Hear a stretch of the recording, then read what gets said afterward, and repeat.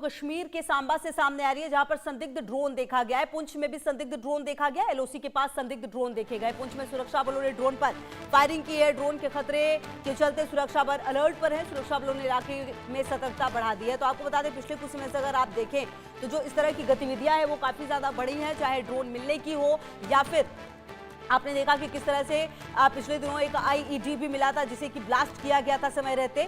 लेकिन लगातार इस तरह की घटनाएं, जिस तरह से ड्रोन मिल रहे हैं जगह जगह पर, वो कहीं ना कहीं संदेह खड़ा कर रहे हैं। क्योंकि पिछले दिनों आपको याद होगा कि जिस तरह से मौसम को हथियार बनाते हुए जो घुसपैठिए हैं, जो आतंकवादी हैं, वो सीमा पर घुसने की कोशिश भी कर रहे थे।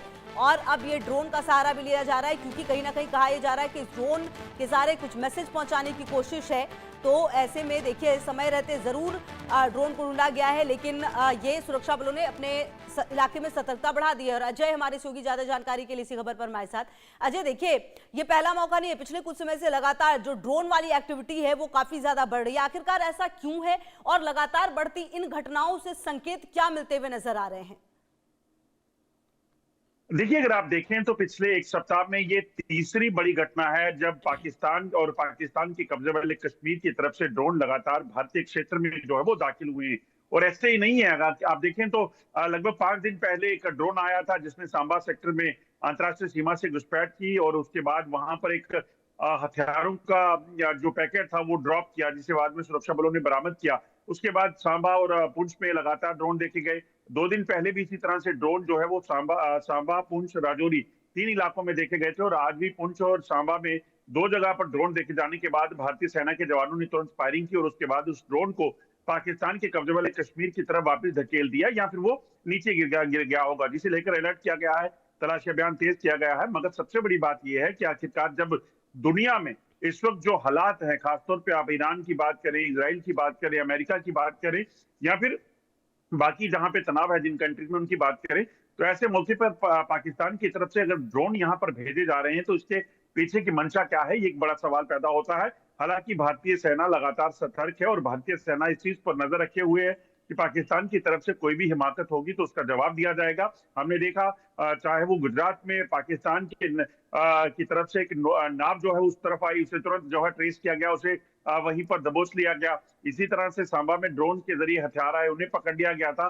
अब सांबा और पुंछ में जब ये ड्रोन आए तो एलओसी पर भारतीय सेना के जवानों ने फायरिंग कर दी। तो अलर्टनेस में कोई कमी नहीं है, मगर पाकिस्तान की ये जो हिमाकत हो रही है, इसके पीछे की मंशा आतंकियों को घुसपैठ कराना है, हथियारों को यहाँ पर भिजवाना है, या फिर ड्रग्स की तस्करी करना है। ये तमाम चीजें जो है कहीं ना कहीं जांच का विषय है। जब भी ड्रोन के जरिए अगर कोई पैकेट ये ड्रॉप किया गया है तो उसको लेकर तलाशी अभियान जब चलाया जाएगा तो चीजें जो है स्पष्ट हो जाएंगी। मगर भारतीय सेना की तरफ से और खासतौर पे डिफेंस मिनिस्टर राजनाथ सिंह की तरफ से और आर्मी चीफ की तरफ से स्पष्ट कर दिया गया है कि ऑपरेशन सिंदूर अभी खत्म नहीं हुआ है और पाकिस्तान को ये नहीं भूलना चाहिए। अभी आज सुबह ही इंडिया न्यूज ने बताया था कि कैसे अब जो पाकिस्तान का एक लश्कर का कमांडो जो है वो आज खुद बयान कर रहा था कि कैसे पाकिस्तान में जो आतंकी ठिकाने थे उनको मुनीरके में तबाह किया था भारतीय सुरक्षा बलों ने।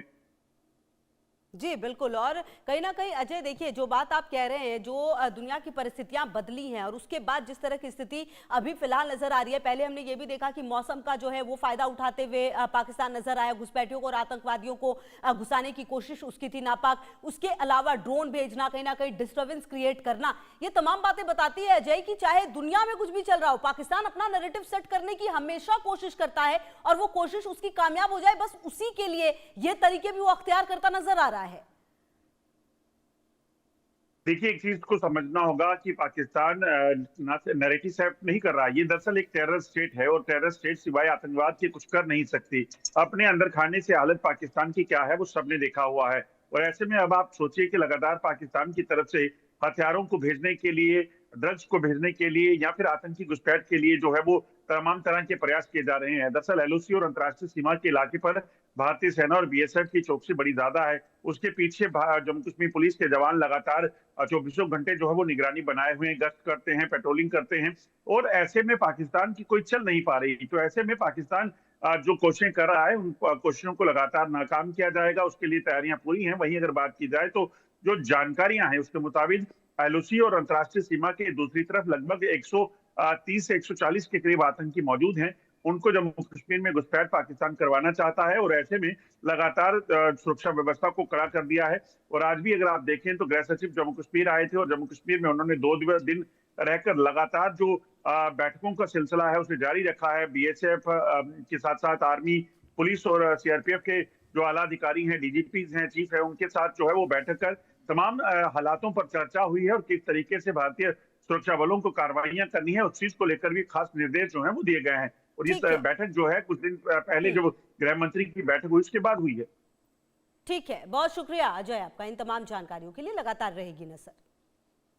बढ़ते हैं आगे। दिल्ली पुलिस की आईएफएसओ यूनिट की बड़ी कार्रवाई सामने आई है। 5 साइबर ठगों को गिरफ्तार किया गया। डिजिटल अरेस्ट कर लोगों से पैसे ऐंठते थे, खुद को ईडी और सीबीआई अफसर बताते थे आरोपी।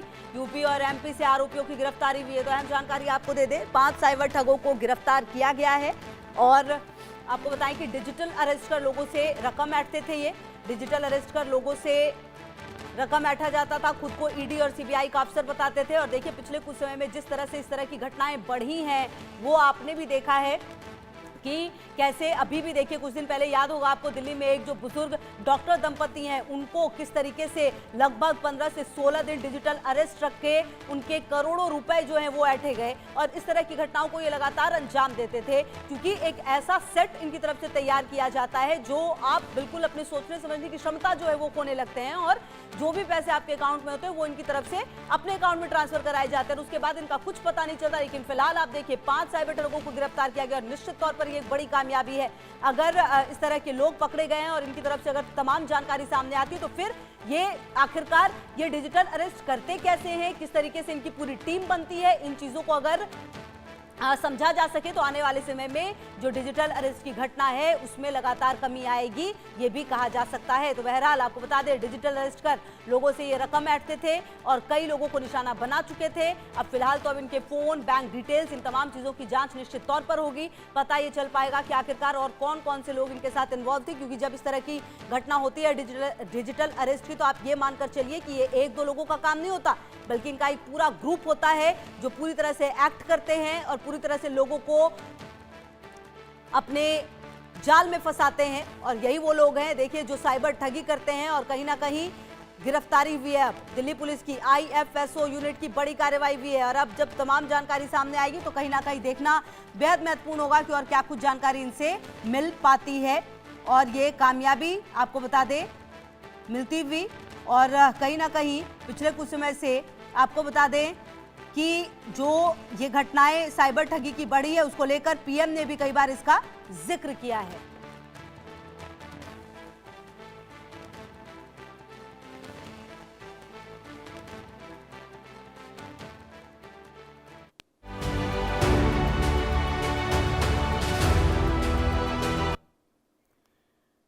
देखिए ईरान की धरती अगर हिली तो उसके झटके सीधे इस्लामाबाद तक महसूस होंगे। पाकिस्तान के अपने एक्सपर्ट्स अब खुलकर चेतावनी दे रहे हैं कि ईरान में सत्ता परिवर्तन हुआ तो बलूचिस्तान हाथ से निकल सकता है।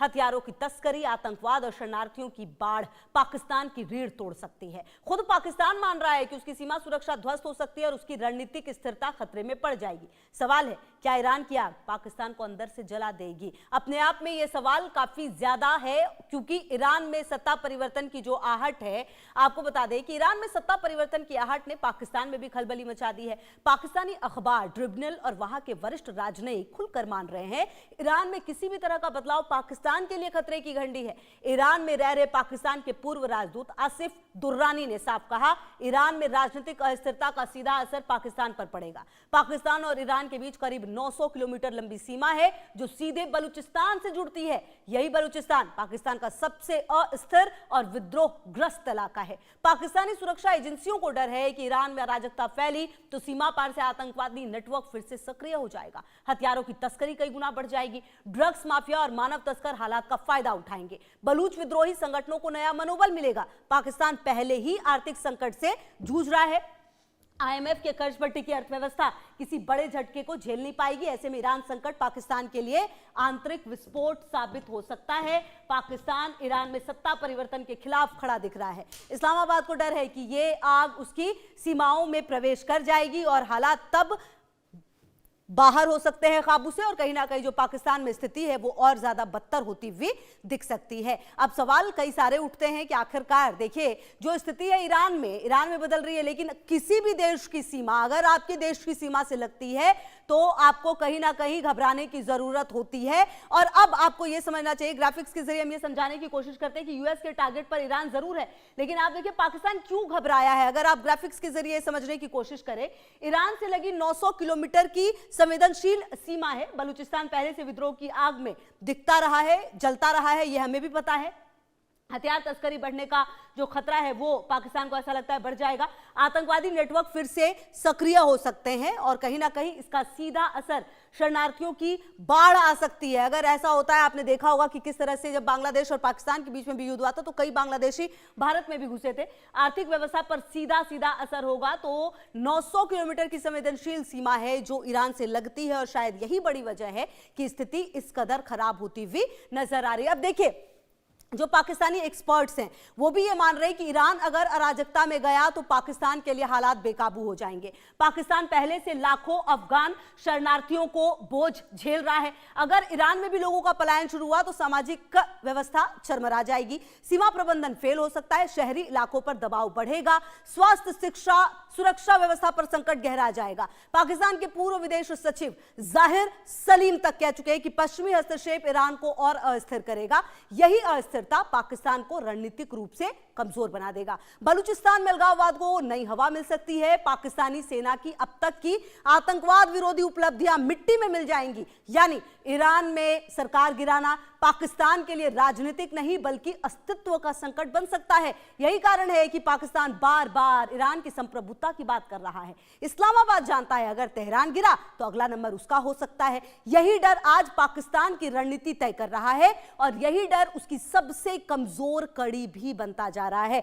ऐसे में अब सवाल यह उठता है कि आखिरकार ग्राफिक्स के जरिए हम आपको यह समझाने की कोशिश करते हैं कि पाकिस्तान की सबसे बड़ी आशंका क्या है, सबसे बड़ा डर क्या है पाकिस्तान का। अगर आप समझे तो देखिए ग्राफिक्स के जरिए हम समझाते हैं आपको कि ईरान गिरा तो डोमिनो इफेक्ट शुरू हो जाएगा। निश्चित तौर पर यह एक ऐसा इफेक्ट है जिसको कि पाकिस्तान चाहकर भी रोक नहीं सकता। बलूचिस्तान अलगाववाद को बल मिलेगा जो कि अभी ही काफी ज्यादा जल रहा है। बलूचिस्तान हमेशा से चाह रहा है कि वो अलग हो जाए। सेना की पकड़ कमजोर होगी जो अभी भी कमजोर नजर आ रही है, चाहे वो बलूचिस्तान हो या फिर खैबर पख्तूनख्वा हो, सिंध हो, पीओके हो, कई जगहों पर आतंकी संगठनों को बल मिलेगा, सरकार पर जनता का दबाव बढ़ेगा। ये जो पाकिस्तान की आशंका है वो होती हुई नजर आ रही है। देश के टूटने तक का खतरा है। अगर आप देखिए बलूचिस्तान गया तो आप ये मानिए कि पाकिस्तान के लिए जो स्थिति है वो काफी ज्यादा खराब हो जाएगी। ये वो दौर नहीं कि बांग्लादेश चला गया तो बहुत कुछ नहीं जाएगा, लेकिन अगर बांग्लादेश गया तो बहुत कुछ नहीं गया, लेकिन अगर बलूचिस्तान गया तो समझिए आधा से ज्यादा पाकिस्तान जो है वो छोटा हो जाएगा। और शायद यही डर लगातार पाकिस्तान को डरा रहा है। कुल मिलाकर जो स्थितियां हैं अगर आप समझे तो अभी फिलहाल ऐसा लग रहा है कि ईरान में तो स्थिति है ही खराब। यानी साफ है कि ईरान का संकट सिर्फ ईरान तक सीमित नहीं है। जी हां, आपको बता दें इसकी चपेट पूरे क्षेत्र को झुलसा सकती है। पाकिस्तान इस आग की सबसे पहले और सबसे ज्यादा महसूस करने वाला देश बन रहा है। इसलिए वो सत्ता परिवर्तन से ज्यादा स्थिरता की बात कर रहा है, क्योंकि उसे पता है ईरान गिरा तो पाकिस्तान की नींव भी हिल जाएगी। यही डर आज उसकी हर रणनीति के केंद्र में है और यही वजह है कि कहीं ना कहीं अब ये स्थिति जो है वो दिखाती है कि आने वाले समय में क्या स्थिति फिलहाल पाकिस्तान के लिए सही होगी।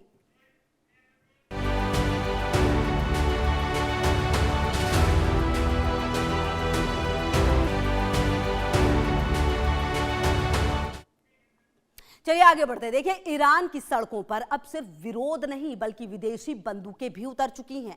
खमेनेई अपने ही सुरक्षा बलों पर भरोसा खो चुके हैं, इसलिए अब हमास, हिजबुल्लाह और हूती जैसे आतंकी गुटों की मदद ली जा रही है। आदेश मानने से इनकार कर रहे ईरानी जवानों को गिरफ्तार किया जा रहा है। जनता के खिलाफ विदेशी मिलिशिया उतारना सत्ता की कमजोरी का सबसे बड़ा संकेत है। सवाल सीधा है, क्या खमेनेई का शासन अब आखिरी सांसें गिन रहा है? और अगर ऐसा है तो कहीं ना कहीं ये विरोध की जो आग है क्या वो जन आंदोलन का रूप ले चुका है? ये वो तमाम सवाल हैं जिसके जवाब ढूंढने पड़ेंगे। देखिए, महंगाई के खिलाफ शुरू हुआ आंदोलन अब सीधे खamenei शासन को उखाड़ फेंकने की मांग में बदल गया है। ईरानी जनता खुलेआम इस्लामिक शासन के खात्मे के नारे लगा रही है। रिपोर्ट्स के मुताबिक सुरक्षा बलों को प्रदर्शनकारियों पर गोली चलाने के आदेश हैं, लेकिन कई जगहों पर ईरानी जवानों ने इन आदेशों को मानने से इनकार कर दिया। ये सत्ता के भीतर टूटने का सबसे बड़ा संकेत है। ऐसे जवानों को गिरफ्तार किए जाने की खबरें भी सामने आई हैं। लंदन स्थित ईरान इंटरनेशनल और अमेरिकी मीडिया रिपोर्ट्स कह रही हैं मौतों का आंकड़ा तेजी से बढ़ा है। कुछ रिपोर्ट्स में मरने वालों की संख्या 12,000 से 20,000 बताई गई है। सिर्फ 3 दिनों के भीतर हजारों लोगों की मौत की खबरें हैं। यह दर्शाता है दमन कितना भयावह स्तर पर पहुंच चुका है। ईरानी शासन जनता के गुस्से को बुरी तरह देख रहा है, घबरा रहा है और इसीलिए अब फिलहाल आंतरिक नहीं बल्कि बाहरी शक्तियों का सहारा लिया गया। यही कारण है कि विदेशी मिलिशिया के उतरने की खबरें सामने आ रही हैं और इससे ईरान का संकट अब अंतर्राष्ट्रीय रंग लेता हुआ नजर आ रहा है। बहरहाल देखना यह है कि क्या आने वाले समय में अब ईरान में जो हालात है वो और बिगड़ते जाएंगे। अब आपको हम ग्राफिक्स के जरिए समझाने की कोशिश करते हैं कि आखिरकार जो ये पूरा विद्रोह है वो कैसे बढ़ा है। अब देखिए, विद्रोह अब क्रांति में क्यों बदलता जा रहा है। अब आपको ग्राफिक्स के जरिए हम समझाने की कोशिश करते हैं कि आखिरकार ईरान में बिगड़ते हालात हैं, विरोध अब क्रांति में बदलता जा रहा है। पहले विद्रोह से शुरू हुआ था, आपको याद होगा कि महंगाई वगैरह रोजगार वगैरह को लेकर आए थे लोग। सुरक्षा बलों में फूट की खबरें, कुछ सुरक्षा बल मान नहीं रहे, कहा जा रहा है कि मार दो लोगों को जो बात नहीं मानते शासन की, लेकिन वो मारने को राजी नहीं है। आदेश मानने पर मार नहीं रहे, गिरफ्तार किए जा रहे हैं जवान। तो अब जवानों पर भी जो गुस्सा है वो खamenei शासन का नजर आ रहा है और यही वजह है कि दमन से जनता और ज्यादा उग्र होती हुई नजर आ रही है और शासन पर संकट गहराता जा रहा है। सवाल यह है कि क्या ये जो अब देखिए फिलहाल अब तो ये आपने समझा, अब जो रिपोर्ट्स आ रही हैं वो और भी चौंकाने वाली हैं। आप ये मानिए कि सूत्रों के मुताबिक जो खबरें हैं वो ये आ रही हैं कि खamenei ने विदेशी मिलिशिया को ईरान में तैनात कर दिया है। आपको बता दें, ईरानी विपक्षी नेताओं का दावा है कि यह मिलिशिया सीधे खamenei के आदेश पर काम कर रहा है। सोशल मीडिया पर सामने आए वीडियो में हिजबुल्लाह के झंडे और नारे दिखाई दिए हैं। पत्रकारों का दावा है कि यह हिजबुल्लाह का हशद अल शाबी के आतंकी हैं। माना जा रहा है ईरान ने एक्सिस ऑफ रेजिडेंस को एक्टिव कर दिया है, मतलब कि कताइब हिजबुल्लाह की मौजूदगी तेज है। इन गुटों का काम है विरोध को कुचलना। विदेशी लड़ाकों की तैनाती दर्शाती है कि खamenei को अपनी सेना पर भरोसा नहीं है। यह किसी भी शासन के पतन की सबसे बड़ी निशानी होती है। अब संघर्ष केवल जनता बनाम सरकार नहीं रहा, बल्कि अब यह जनता बनाम विदेशी हथियारबंद ताकत बन चुका है। यही वजह है कि मरने वालों की संख्या अचानक बढ़ती दिख रही है। यही वजह है कि दुनिया की नजरें अब ईरान पर टिक गई हैं, क्योंकि कहीं ना कहीं अगर विदेशी ताकतों को लाया गया है तो इसका मतलब साफ है कि खamenei को अपनी सेना पर भरोसा नहीं है। और ये दुनिया जानती है कि ईरान की जमीन का इस्तेमाल हिजबुल्लाह, हुती जैसे, हमास जैसे आतंकवादी हमेशा से करते रहे हैं। अब ग्राफिक्स के जरिए हम एक बार फिर से आपको समझाने की कोशिश करते हैं कि आखिरकार जो ये क्यों कहा जा रहा है कि आखिरकार कौन लड़ रहा है खamenei के लिए। आप समझिए, जो जमीन तैयार करते हैं खamenei, हमास, हिजबुल्लाह, हुती जैसे आतंकवादियों के लिए, वो हिजबुल्लाह नेटवर्क एक्टिव है। ये वो नेटवर्क है जो इजराइल से भी लड़ रहा था। आपको याद होगा, इनको खत्म करने की बात सामने आई थी। हुती गुटों की भूमिका पर भी सवाल उठ रहे हैं। जी हाँ, इसके अलावा आपको बता दें इराकी शिया मिलिशिया की एंट्री भी है, काफी खतरनाक ये माने जाते हैं।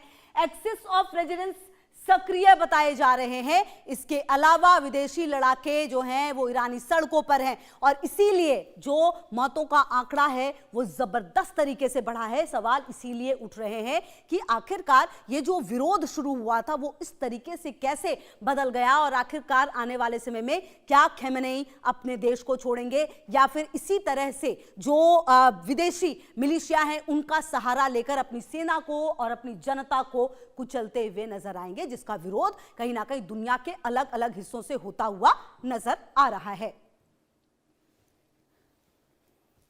तो देखिए, ईरान अब सिर्फ विरोध ही नहीं बल्कि अस्तित्व की लड़ाई लड़ रहा है। जब सत्ता को बचाने के लिए विदेशी बंदूकें उतारनी पड़े तो समझिए जमीन खिसक चुकी है। जनता सड़कों पर है, सेना में असंतोष है और शासन डर में है। खamenei का सबसे बड़ा संकट अब बाहर नहीं भीतर से खड़ा हो चुका है। दमन जितना बढ़ेगा विद्रोह उतना तेज होगा। यही संकेत दे रहा है कि ईरान निर्णायक मोड़ पर पहुंच चुका है। और चलिए आगे बढ़ते हुए इस पर लगातार नजर रहेगी, लेकिन इस बीच एक बड़ी खबर जो आ रही है वो आपको बता दें कि भारतीय दूतावास ने एडवाइजरी जारी कर दी है। इजराइल में रह रहे भारतीयों के लिए एडवाइजरी जारी कर दी गई है। भारतीयों को सतर्क रहने की सलाह दी गई है। इजराइल की सभी गैर जरूरी यात्राओं से बचें। इससे पहले आपको याद होगा ईरान के लिए इस तरह की बात कही गई थी, ईरान से लोगों को निकालने की बात आ रही थी, लेकिन अभी फिलहाल भारतीय दूतावास ने एक एडवाइजरी जारी की है। इजराइल में रह रहे भारतीयों के लिए एडवाइजरी दी गई है कि आप अगर वहां पर हैं तो सतर्क रहें और बिना वजह इजराइल की यात्रा ना करें। ये बातें कही जा रही हैं।